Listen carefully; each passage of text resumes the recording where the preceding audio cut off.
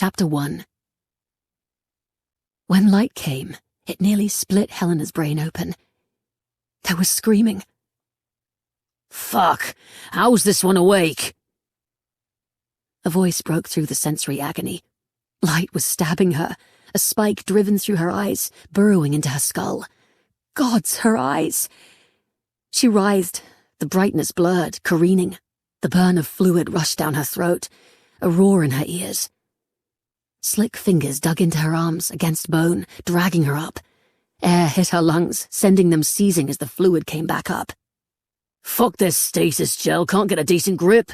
Make her shut up. She's about to drown herself."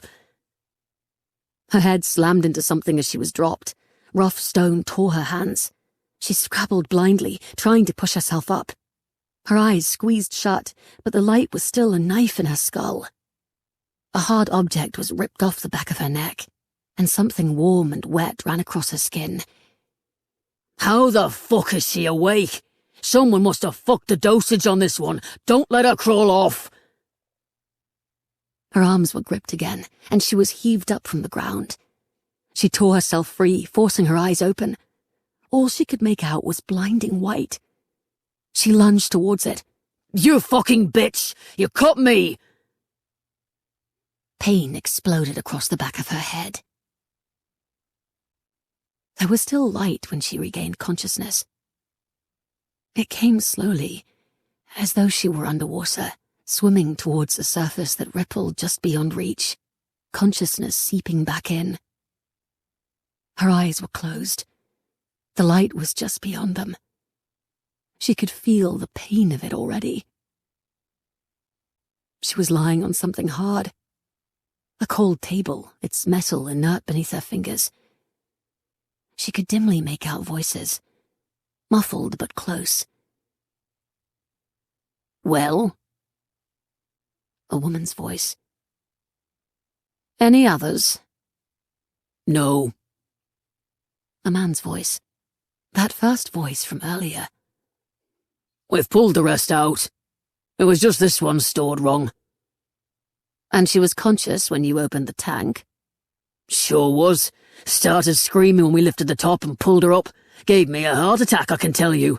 Williams was so startled he nearly drowned her, and when we did get her out, she was fucking feral. Scratched the shit out of me until we got her knocked out. Had the intravenous and all, but the sedation was turned off. Someone must have bumped it." "That doesn't explain the lack of records for this one," said the woman. "Seems odd." "Probably done in a hurry. Couldn't have been kept for long. Even the ones properly done are mostly dead. Lots of the tanks are just soup and bones." The man laughed nervously. "We'll know more once I have her in Central," the woman said. She sounded disinterested.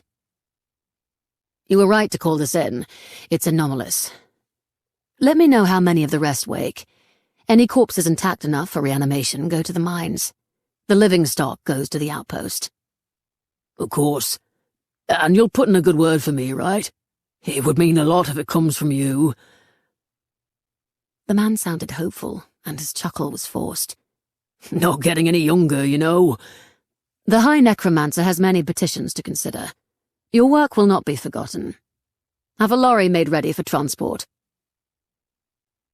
There were retreating footsteps, followed by an irritated sigh. "There's no need to feign unconsciousness. I know you're awake." "Open your eyes," the woman said. "I've altered your senses, so the light shouldn't be too much." Helena peered cautiously through her lashes. The world around her was greenish dusk, every form shadow-like. The vague shape of a person moved on her right side. Her eyes followed sluggishly. "Good. You're following instructions and tracking motion." Helena tried to speak, but a low, gasping emerged. There was a click of a pen and papers shuffling. "So, prisoner 1273, or are you prisoner 19819? You have 2 inmate numbers, and there's no record of either in this facility. Do you happen to have a name?"